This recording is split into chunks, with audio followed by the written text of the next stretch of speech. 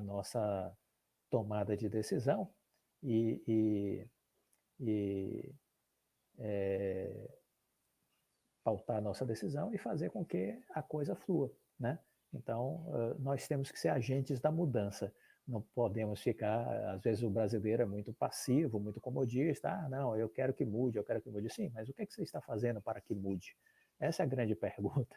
Então, a gente tem que estar refletindo sobre isso, né?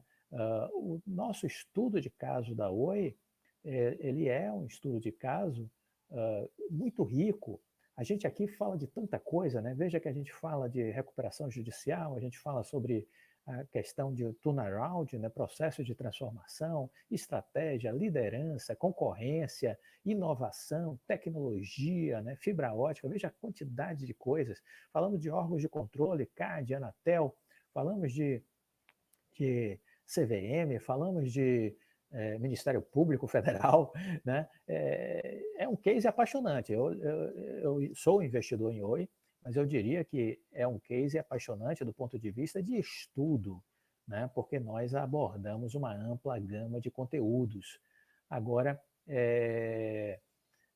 a gente precisa ir aprendendo, né? Porque eu acho que tem muito aprendizado aí. A Oi se incomodou, eu queria dizer isso para vocês. A Oi se incomodou com esse movimento que a gente está fazendo com o Instituto Empresa. A Oi se incomodou. Por que ela se incomodou? Essa é a grande pergunta, né? A Oi, ela está dizendo, né, que ela está dizendo que, deixa eu ver aqui essa matéria para compartilhar com vocês. Ela está dizendo que está se sentindo, vamos dizer assim, injustiçada. Ela está se sentindo injustiçada, né? Deixa eu ver aqui uma matéria que eu queria compartilhar com vocês aqui. Ela está se sentindo injustiçada e... Pronto, o Eduardo voltou. Deixa eu colocar ele aqui para a gente fazer essa parte final da nossa conversa. Oi, Eduardo, tudo bem? Eu tive que ir lá conferir umas cotações da Oi. Muito bem. Eu aproveitei e fui falando aqui alguns outros assuntos, da importância da gente estar atentos e tudo mais. Eu queria só, antes de abrir aqui para umas considerações finais com você, compartilhar um comunicado que a Oi divulgou, porque depois desse assunto, desses processos que o Instituto Empresa abriu, a Oi se sentiu injustiçada. Eu queria compartilhar com você aqui esse sentimento da Oi.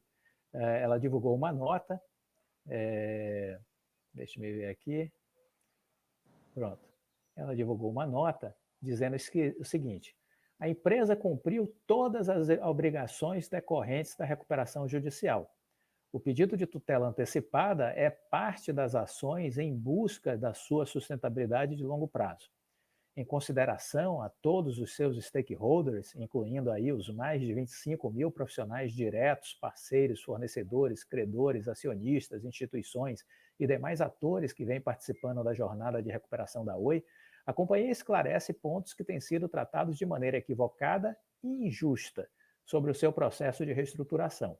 O pedido de tutela antecipada à Justiça, feito no fim de janeiro, faz parte das ações legítimas da Oi em busca de sustentabilidade de longo prazo, após cumprir todas as obrigações até aqui decorrentes do Plano de Recuperação Judicial aprovado em 2018 e encerrado ao final de 2022.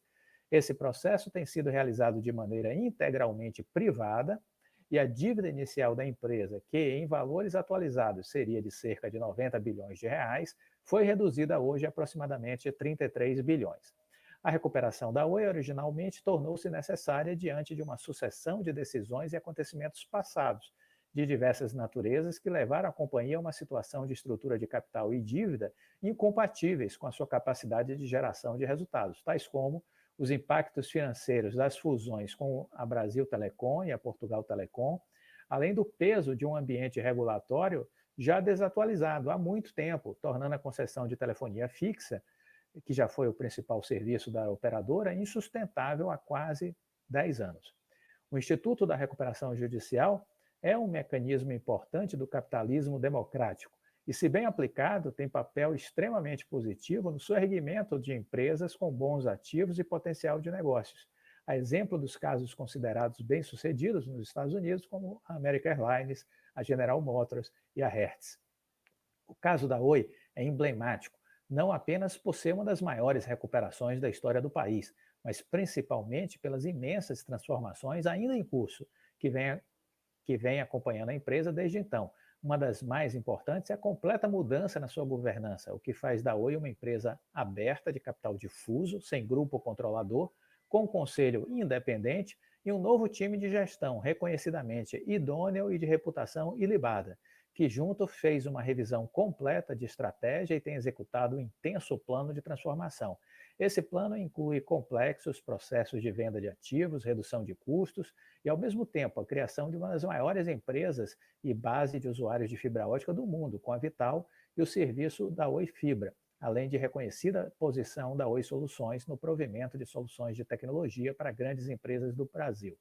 O processo de recuperação da Oi, no entanto, ainda que cumprido à risca até aqui, não está completo e precisa de ações adicionais, sobretudo por conta de condições exógenas e não controláveis, inerentes a qualquer plano de longo prazo, como é o caso da deterioração do ambiente macroeconômico, um declínio em ritmo ainda mais acelerado das receitas de telefonia fixa e impactos de obrigações do passado.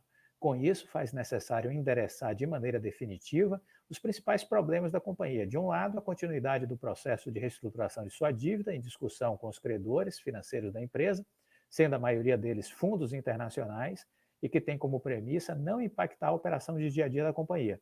Do outro, a necessidade de equacionamento de sua sabidamente deficitária concessão de telefonia fixa, para a qual a Oi abriu o procedimento arbitral de elevadíssima monta em face do poder concedente e que vem sendo discutida intensamente com órgãos reguladores e de supervisão. A Oi acredita estar construindo, assim, uma empresa viável, com equilíbrio entre a resolução dos temas do passado e o desenvolvimento da nova empresa, da nova Oi, e sua estratégia de foco na fibra, serviços digitais e experiência dos clientes. Para isso, mais do que nunca, o comprometimento e o trabalho incansáveis de todos os seus profissionais e sua administração será crítico, e de todo o time da Oi segue de maneira séria, íntegra, transparente, pautado nas boas práticas de gestão e governança, empenhado no processo de recuperação da companhia, que tem papel social e contribuição inegáveis para o Brasil, gerando hoje mais de 60 mil empregos diretos e indiretos e ajudando a conectar, integrar e desenvolver sua população, outras empresas e todo o país. O que é que você achou dessa nota da Oi? Várias coisas, né? A primeira é que, dado ali o que ela conclui, não deveria ter saído da recuperação judicial. Sim. Porque se, de fato, ainda havia tanto a corrigir, não havia razão para um aborto assim, extemporâneo da recuperação judicial, já que já durava 6 anos. Podia durar 7, podia durar 8. E daí sair com vitalidade, parece mais razoável. Né? Eu digo assim, é uma coisa que é de bom senso. Não precisa ser um grande estrategista para perceber isso. Que se tinha que esperar mais algum tempo, que se esperasse, né? Não havia problema. Qual foi, então, quais são os fatores motivadores da companhia ter requerido a saída? Bom, é curioso, porque lendo essa nota, a impressão que se tem é que, de fato, não deveria ter saído da recuperação. Né? Perfeito. Esse é o meu sentimento. O primeiro aspecto é esse. Então, assim, o que, então, motivou a companhia a lutar para a saída da recuperação? Bom, já que eu fico imaginando o seguinte, a recuperação a saída se deu no final de dezembro. Sim. A gente lê ali a petição da proteção judicial, aquilo ali não foi feito em 24 horas, aquilo não é uma peça que se escreve em 24 horas, não se contrata o advogado em uma semana, né? Então, assim, aquilo ali decorre de uma decisão que já estava tomada, se o pedido da proteção foi feito em 1º de fevereiro, então, assim, 10 de janeiro que já estava, né, sendo discutido, no mínimo. Isso significa, com Natal e Ano Novo, com Natal e Ano Novo, praticamente o ano inteiro. Bom, Esse é o primeiro passo, o primeiro aspecto. O segundo aspecto, que é muito comum, Clóvis, em todas as companhias.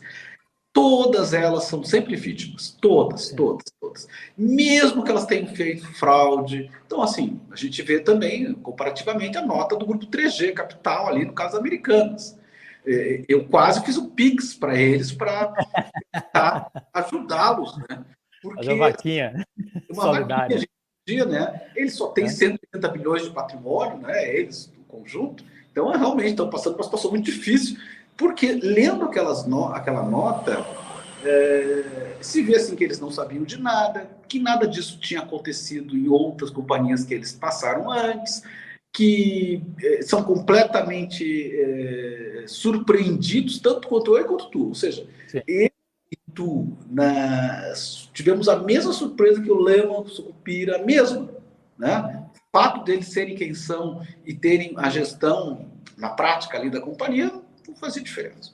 E, então, assim, no caso do IRB também, a gente vê no IRB, inclusive, é uma vítima muito interessante, porque ela é uma vítima quando ali se descobre tudo aquilo, que depois a própria companhia tem que reconhecer, né? Confessar, ela teve que reconhecer tudo, mas ela chega a processar a esquadra. Ela entra com pedido de investigação da esquadra na CVM. Né? Então, esses comportamentos assim da empresa se sentir, vamos dizer assim, incomodada quando é indagada é muito comum. E é comum por quê? Porque é aquilo que nós voltamos e precisamos sempre frisar. Porque a maioria é silenciosa. Sim. E eles sabem que com essas lágrimas, ou até com alguns ruídos, porque às vezes eles falam mais grosso, e intimidam, e notificam, e até processam quem reclama, eles sabem que isso silencia a meia dúzia que tenta fazer algum barulho. E aí a gente vê como que se administra. E a impressão que eu tenho no caso da Oi é o seguinte, que se adotou a recuperação judicial, que é uma medida muito importante, que ele falou ali do capitalismo democrático, né? Realmente, é verdade, é uma medida de salvaguarda dos empregos, das oportunidades, né? De tudo que envolve uma empresa, mas isso está sendo usado como forma de gestão. Ou seja, né? Eu tenho a gestão A, a gestão B e a recuperação judicial. Uhum. Então, no futuro breve, os administradores vão aprender nas faculdades que, se não quiserem usar os métodos clássicos de gestão, pode usar a recuperação judicial, porque eu imponho à sociedade um prejuízo que é da companhia. Isso não sai de graça. Não sai de graça, né? Então, agora mesmo está vendo que essas dívidas que certas companhias têm com os bancos estão usando esses créditos não adimplidos para bater imposto, tipo uma lei Rouanet, né? Ou seja, a Americanas me pagou 4 bilhões, eu vou pôr isso lá como um imposto não pago e eu vou diminuir isso como na forma de imposto. Então aí não tem prejuízo, na verdade não tem prejuízo. E é isso, a recuperação judicial é muito importante. E ela que salvou a Oi até o momento. Mas também não é panaceia, não pode ser regra, não pode ser todo o tempo em recuperação judicial. Ela tem que ser usada uma vez para cortar o que precisa ser cortado, aproveitar aquela oportunidade excepcional de correção e a empresa seguir adiante. Né? Não me parece, também nesse sentido, a Oi tenha tido esse cuidado de preservar o Instituto. Eu acho que é o contrário. Essa saída e retorno num período tão curto, ele, de certa forma, conspurca, ele macula a ideia muito boa da recuperação judicial. E é isso que você falou, quer dizer, não havia nenhuma faca na cabeça dos executivos da Oi para dizer, olha, você tem que sair até o final de 22 da RJ.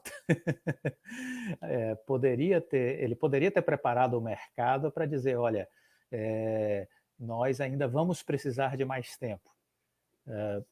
Enfim, o que ele argumentou aqui nessa nota, né, ele teria argumentado para o juiz e isso poderia ter sido postergado. Então, de fato, realmente, esse foi um movimento que não enxerguei a lógica até agora, de ter saído e ter retornado 30 dias, querer retornar 30 dias depois. E aí, como nós não enxergamos, e milhares de pessoas não enxergaram, nós acreditamos que a CVM consiga enxergar e o Ministério Público Federal também. E é do trabalho deles. Né? Ninguém está acusando nada, talvez não tenha acontecido nada, talvez tenha sido um movimento realmente, talvez eles tenham razão em tudo, mas então não há nenhum problema em investigar, né? Não há nenhum problema que se confira isso, não há nenhum problema.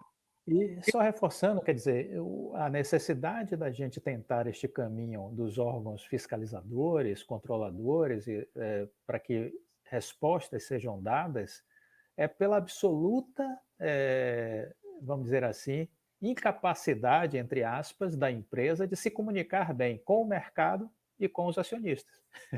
Exato, né? Na verdade, assim, tomara que ninguém nunca precisasse pedir essas informações desse jeito, porque teria no RI ali um espaço privilegiado de diálogo.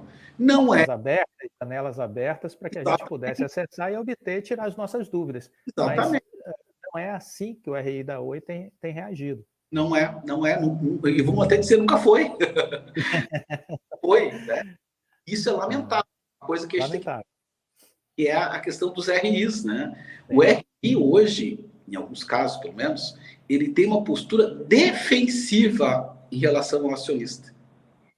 E na verdade, ele tinha que ter uma postura acolhedora ao acionista, né? O acionista é o dono da empresa. Eu até, inclusive, eu penso às vezes, porque qual a função do RI? É se comunicar. E ele geralmente está ligado à vice-presidência financeira, por falar sobre investimentos.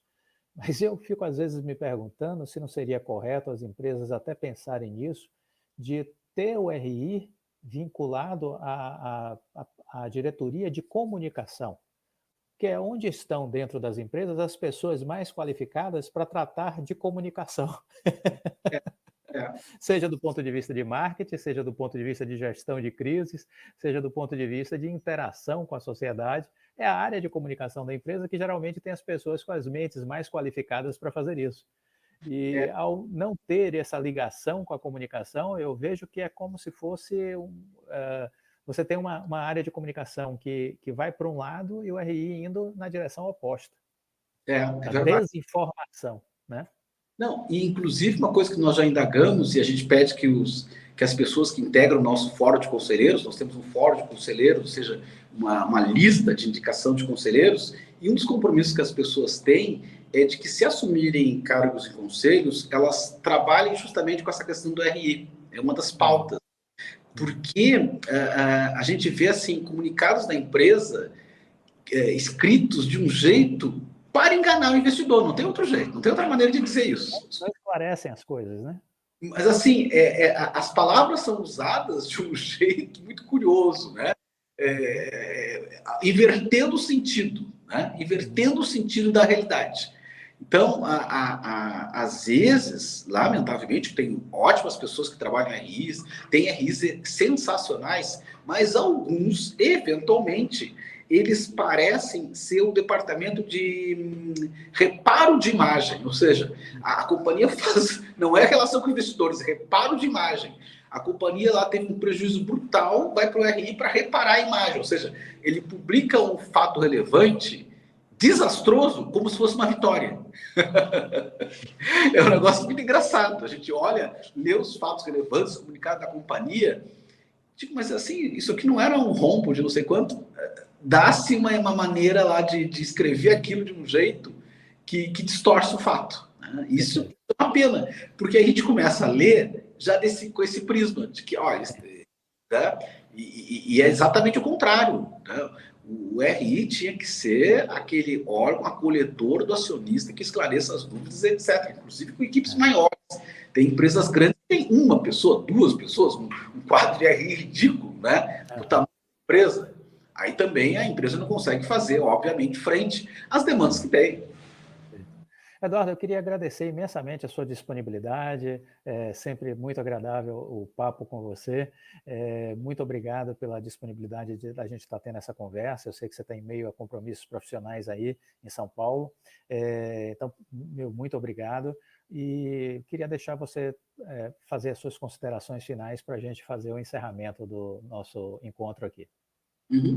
Não, Clóvis, sou eu de novo que agradece esse espaço muito qualificado de certa forma, em nome das pessoas que te acompanham, agradecem a tua persistência nessa catequese, essa catequese utilizadora dos novos acionistas, né?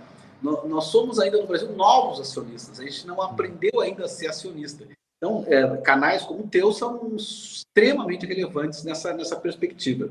E aí, o que nós teríamos que referir é o seguinte: nós temos dentro do Instituto Empresa o Clube de Investidores, que é um acesso sem custo algum, muito simplificado, mas que nos permite justamente representar os investidores. Então, a gente sabe, por exemplo, que agora, na semana que vem, tem a Assembleia da Oi, e que é muito difícil para o trabalhador, para o médico, o engenheiro, o advogado, que tem lá as suas rotinas muito pesadas, conseguir estar presente e estar presente de forma capacitada numa assembleia dessas que é complicada. Então, nós estamos pedindo que os acionistas, pelo meio do clube de investidores, que de novo refiro, não tem nenhum custo, nos entreguem procurações, porque ou nós vamos ou não vai ninguém. Então é melhor que a gente vai, a gente está capacitando pessoas para nos representar nesses encontros, e isso é muito importante. A maior parte das atrocidades com os investidores são legais, no sentido de que aconteceram, legitimadas, numa assembleia que não tinha investidor. Então, assim, eu agradeço muito a tua receptividade ao nosso trabalho, assim, estou sempre à disposição e convido as pessoas lá no Instituto Empresa a entrarem no Clube de Investidores. Qual o site do Instituto Empresa e como acessar o Clube de Investidores? O site é institutoempresa.com.br, normal, e lá dentro nós temos Clube de Investidores, um acesso direto, a pessoa se cadastra os dados e assina eletronicamente, tudo muito simples. E não paga nada, não sem paga custo. Pronto. Então é isso, eu acho que é super importante que os minoritários aprendam a se articular, aprendam a se organizar, porque sem essa interação entre os pequenos investidores, estaremos sempre sendo a ponta mais frágil dessa história toda do mundo dos investimentos, né? Porque os grandes acionistas, esses já têm o seu assento lá no conselho, eles já estão devidamente representados. Por exemplo, um dos minoritários que está apresentando uma nova chapa, que é o Vitor Ado, ele já tem assento no Conselho de Administração e já tem assento no Conselho Fiscal. Então, ele já está lá defendendo os interesses dele. Agora está querendo fazer um outro tipo de mobilização. Mas o fato é esse, é que se nós, pequenos investidores, não nos organizarmos, dificilmente a gente vai mudar essas coisas que a gente tem assistido aí, que não são uma propriedade do Brasil. Como eu falei, se você olhar os Estados Unidos, você vai ver a Enron, você vai ver o WorldCom, você vai ver o Lehman Brothers, vai ver a crise de 2008, que tinha muita coisa condenável acontecendo, mas a diferença deles para nós, dos outros países, é que as empresas são punidas, os diretores são punidos, os investidores são ressarcidos, não interessa se você é grande, vamos lembrar que o Bernie Madoff faleceu cumprindo prisão perpétua, né? Coisas que são inimagináveis e impensáveis na nossa terra Brasilis. Mas é uma mudança, né? Não se muda da noite para o dia, mas eu acho que nós podemos ser parte dessa mudança. Super obrigado a todos que nos acompanharam e muito obrigado, Eduardo, por estar aqui presente. Fiquem com Deus, um ótimo dia e até a próxima. Tchau.